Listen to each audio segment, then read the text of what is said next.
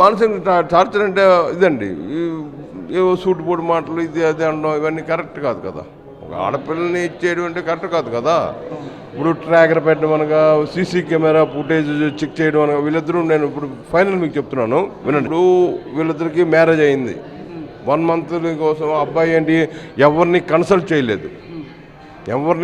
చేయలేదు, హైదరాబాద్లోనే ఒక సింగిల్ ఫ్లాట్ తీసుకున్నాడు. ఏరియా అంటే నాకు అంత ఐడియా లేదు.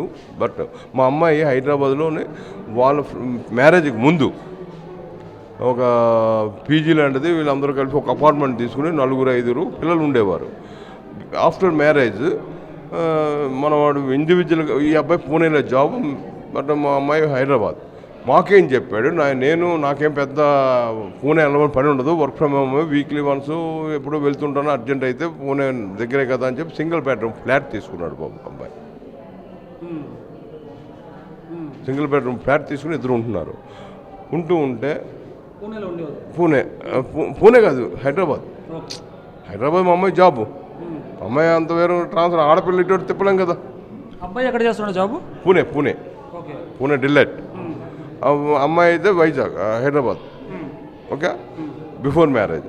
అమ్మాయి ఏంటి ట్రాన్స్ఫర్ అవ్వాలి ఇది అదంటే అప్పుడు జస్ట్ రీసెంట్గా కంపెనీలో జాయిన్ అయింది, 3-4 months అయింది, 3-4-5 months జస్ట్. వెంటనే ట్రాన్స్ఫర్ పెట్టుకు కంపెనీ మారడం అంటే కాదు కదా అని చెప్పి సింగిల్ బెడ్రూమ్ ఫ్లాట్ తీసుకున్నాడు. నేను మొగాడిని కదా, అందరూ కవర్ చేసుకోండి, నేను మొగాడిని కదా,